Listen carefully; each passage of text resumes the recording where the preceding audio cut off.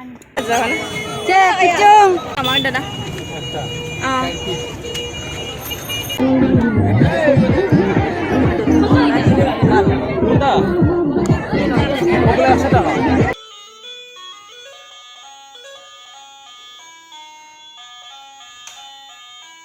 Pamja ba nang?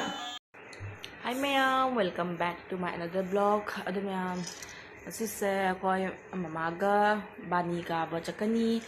Siga bani ka ba ina chatngi ba ko ado ngasi numit sa tai 27 ne ba ko asise bani kana bi na siga lai ne ba ko ado mamang chahi choi jaw phangaude nauri banina ado handak chahi di amtang jeng thoke na mama na su chasi na ho ba siga isu chake na khalle ado mayam da so yu charake ada kai kai tawi kamai na bani kana bi ai sei han ba cha toy na ko ai chu khangde ba do po chai ga mayam jo le na so hai jum da sin ba po chai kai krak na mela ma cha type ki mai na oi ma da khangde mayam ai horen chat laga kamai ta ba mayam de ulak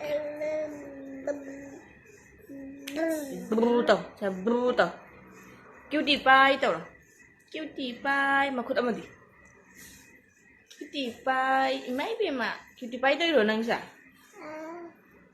pupu na kumai sa danoi no pupu na makhuta kumai sa danoi tok tok kumai to oi hai bin me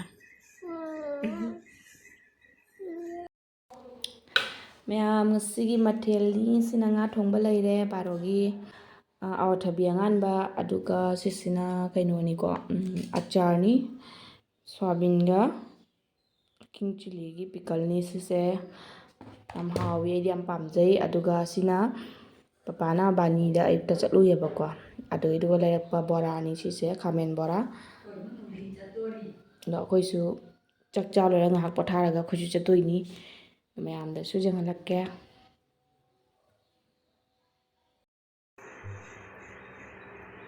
Fazalu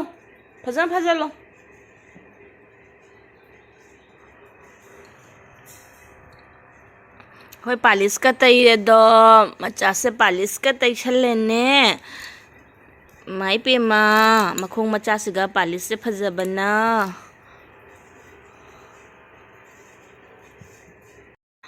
nail polish ka tay deba chahi bharak tora aduna imai cha se nail polish ka se phajana tay challe ma ge soina tay bire mai makhong macha siga nusidra lengman adu mayam ase bedsheet se aina ngarang la hobani sise machu su jam ingye na ko ina olang thada thaba khot pagi yam nungai ni phi se jam phai ba ma akhoi jum da dum jon ba lak pa da ila hobune ba ko dom ta ni ka thino ne aima dom ta ni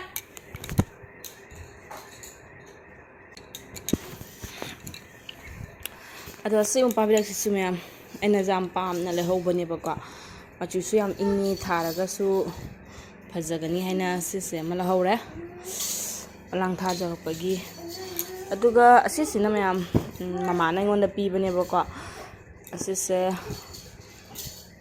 khachaw yum pa bidak sena agi phapung dadi chap cha ne na ko asise mama na ngonda pibani halaki olang tha jarapagi ko olang tha matam dadi sumaina cotton noi base nungai bane ba sijina ba adi ingsu ingdra aduduna aduga atai fi sina ba nungai te cotton sumaina pura soft oi base asina di pura nungai ba du heli daily use ki da ko aduduna asisina mama na pire onda ai bhabung la chap chani haina asisina aina ngang la hobani phajabani ma ai nok adu mayam ai so hajik loisalani isa na pire sana ri kanna ai so hajik loisalani koi bani jatpagi yam charake adu mayam ai pong khoi jang halakke ba ko ase aina dada da na mokta haji khoi bani lai sari ngai khangna ba matam da pi ki ba gift box ne ba ko adu haji ko ma am use torom de aina la matung da magi cupboard ta phangnai kaino macha ima powder ga ta tai phem jong ngakho mama thok pi ge skap khare anta ko mya sen fu pai ge mya se magi sen fu macha ma khak aina thambi ba ko haidi karam kan da gi pesa hap khibano se sige ira thambi re ase paige na kapiba maise ngai tawriba ado asise myam hajupo ma open tawramde haidi sizinaramde open tawraga su ko ado aina nahan phangna na monda ina thajanba nang hajupo kai sizina dino se aina hana pi kiba kuira bani he aina pi kiba se myam ado le me ba ambo lengam de toise une nung si siuraga kuire ba potse chahi kenung phara mani chahi ahum mari phara potni se ahum mari ke nate da mari manga phara ma da khangde kuire amna pabungi ni do taisho order taisho ya ya da bai tesi haptalo pabungi sumbaga se uraga myam yam sijan hana khangna ringai matam gi kaido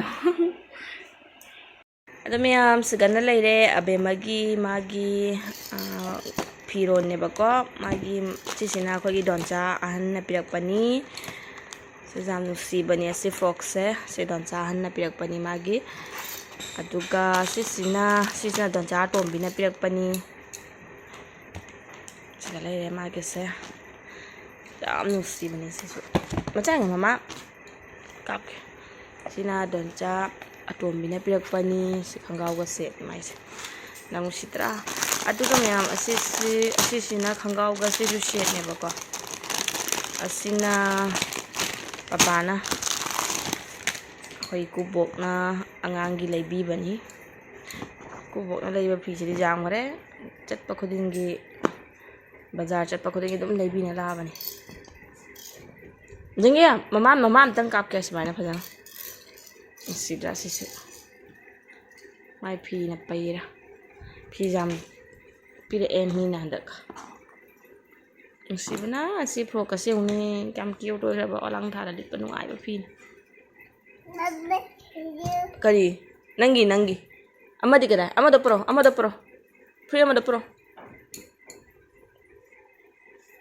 sidra sise siga se am chu ga se macha amado yang ya mada machu sing si machu hyper ta bang atani asisu yamna phajabado ado asi katang ni chawi bako chaw bai se katang ni yamate khain le ri dum ni pajani haje khaje ke na ri dum kha chawi se phajare loina mak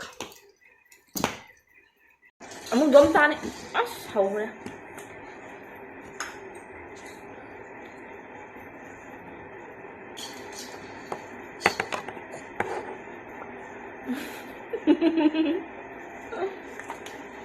thế nào này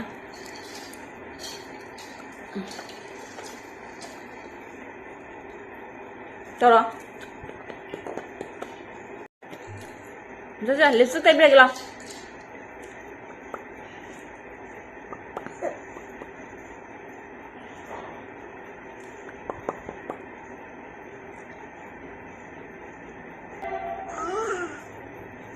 gà này cha tôi là tây đuôi nhỉ nè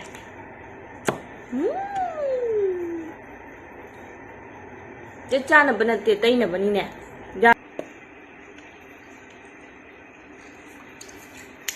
mẹ masuki bapa mẹ bako ke masuki ning bapau re pizza butani ki bakot paloi na tay so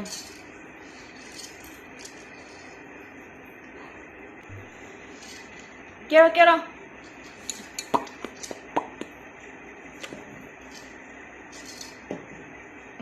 mamay masam sinusulo alam ya thoni nga tan di ayo lamen hello mayam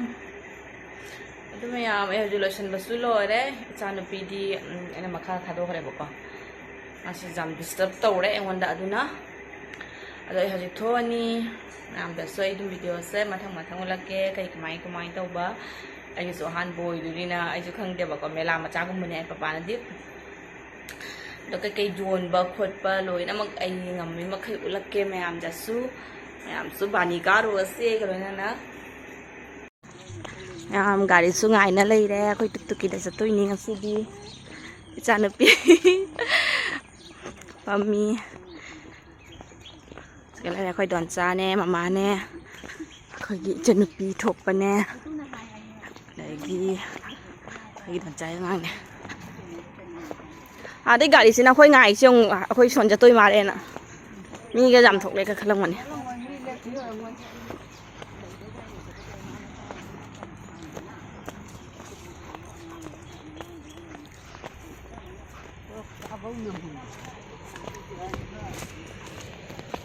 Mama gạo tuk tuk cái cây chắc khare.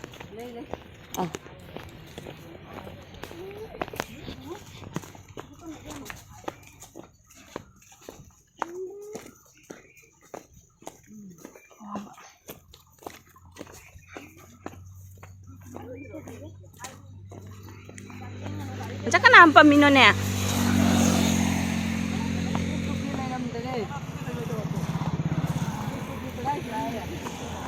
Là bà thấy rất là hiểm đây nè.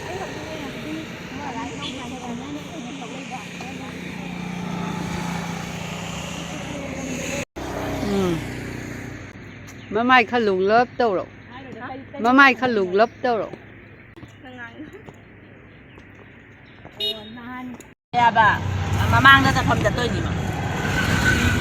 Mà xuống sai đấy nè. Con đi cứ vậy.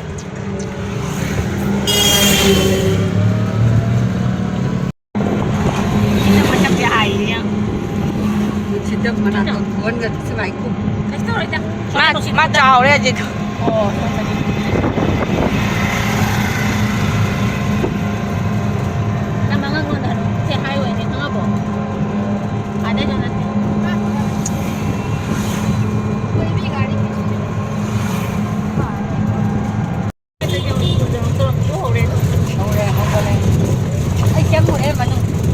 Đi cho mình cuốn tiền rồi à?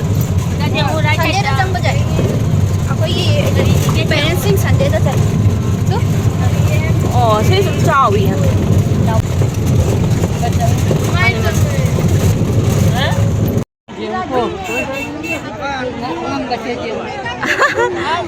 Ôi, mi có tin gì à? Mi phải dán tin liền. Mela macha ni ma'am. Labuk ta tauba Mela macha.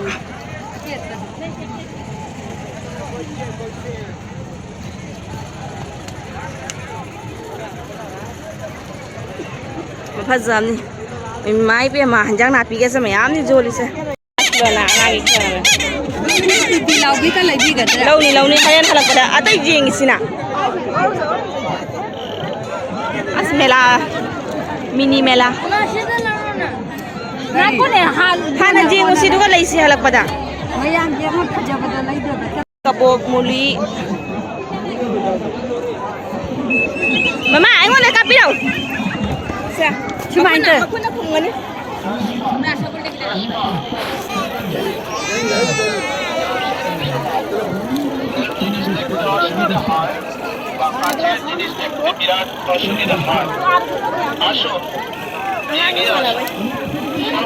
চশমা পাবেন সাথে সাথে পরীক্ষা সাথে সাথে চশমা পাওয়ারই চশমা পাওয়ারই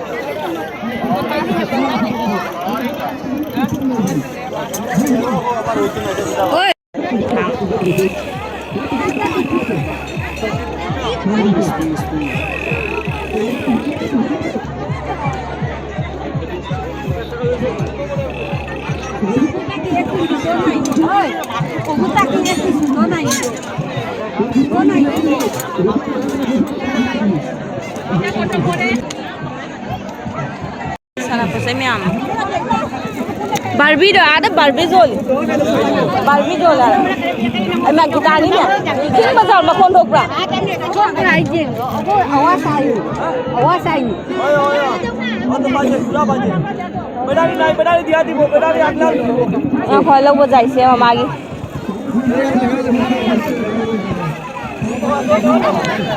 Kya na ho se? Guitar do. Kito koto.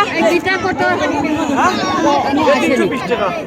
Remote 320 battery वाला। Limai dia mah. 150 lo 150. Mati lah. Pira mi pira. Bisa deh. Aha. Dua adam deh. Oh, le jam ya ama ya. Jam yang ayo.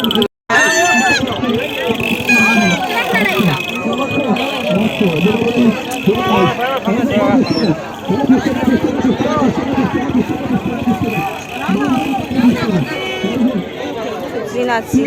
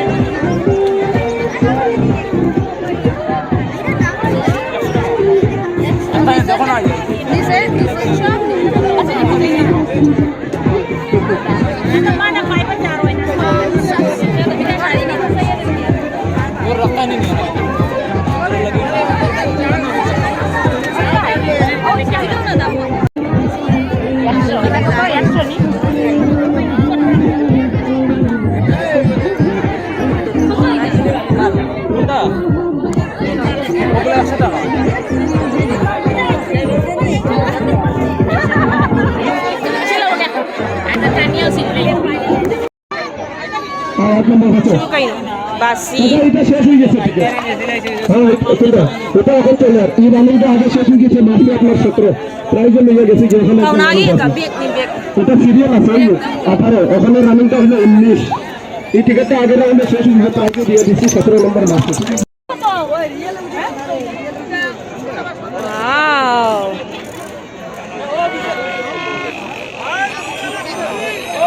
Mela ta mela male. What chest pass होता है Wow. Lapra. Lapra. Kau ni ba?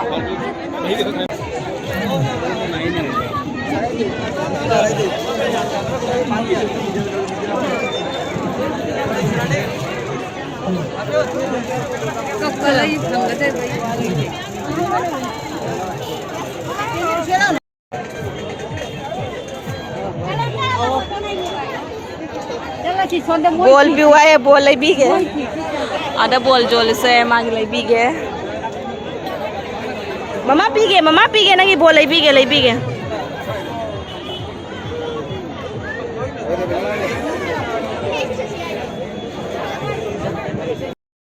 se ngangi kilo na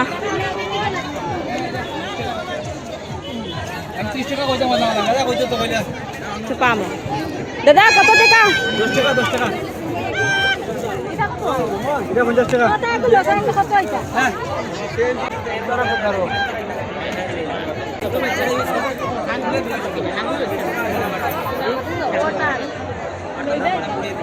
Kereta ki dia. ওই Luka হ্যাঁ জঙ্গাই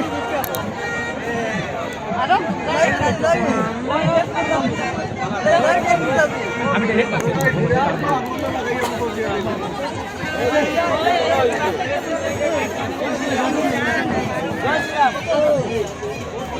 दादा ये glass वालों को कतो ये कितना है Leslie ki boleh buah raponi ni guna ber. मम्मा से ना थंगलो येंगे Kita kai ko ki den. ओ लिखली की नती है सीधी Plastic.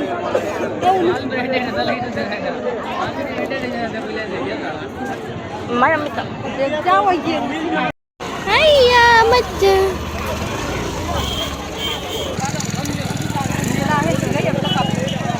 हाँ आई बात सीधी करे 100 ग्राम दे देगा Kali lah.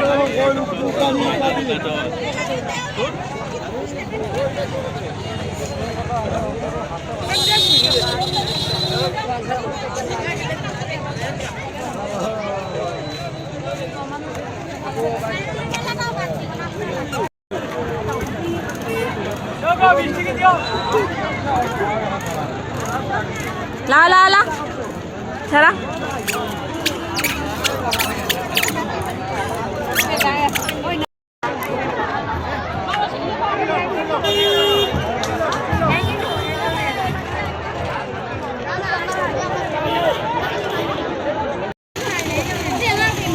tinggal Apa ni celur mama? Emma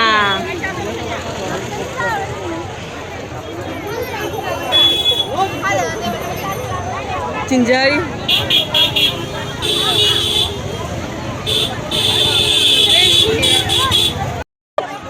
Ce. Emma fajar mana Ce kecung. Pucung, macam mana? Banjir. Dada. Oh, mas baru monja. 20 টাকা দিলাম আমার দাদা।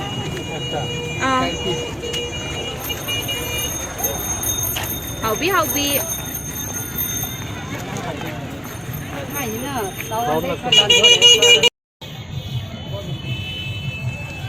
Macam mana? Mama ada. Mama ada jangan oh. Hui. Ayah. Kaku dah yang lain sama mama ada. Mayam silai tu bisiga segitar juga leh ini. Pilai tu bisa macam mana selalu aku pesan. Kau nonggian minta ada dah.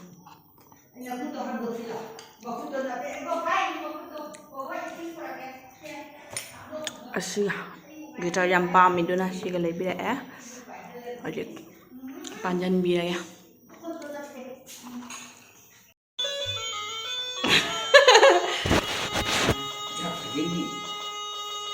Kau mana?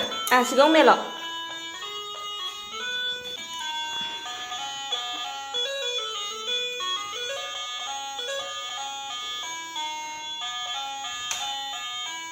Pamja apa nang?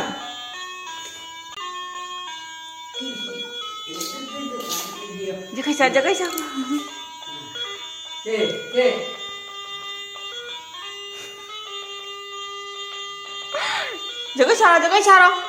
Cek, macam kita dinta tahu ro.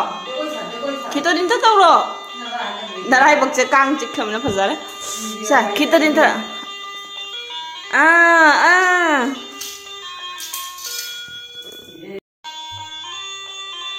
Sana ro. Pupu kau. Pupu dah jangan lo. Pupu kau. Pupu lau ayu. Mama thong dia kang apa? Hello nate ni. Hello tau no banate do. Baru monja ni ma'am. Sina baru monja nga saya caning nilai paduni. Segana papana macet lu bagi kaino alu pakora. Saya cara lagi hajik.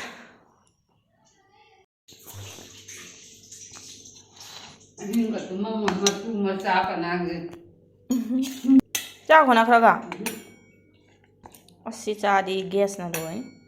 Zaman ngare.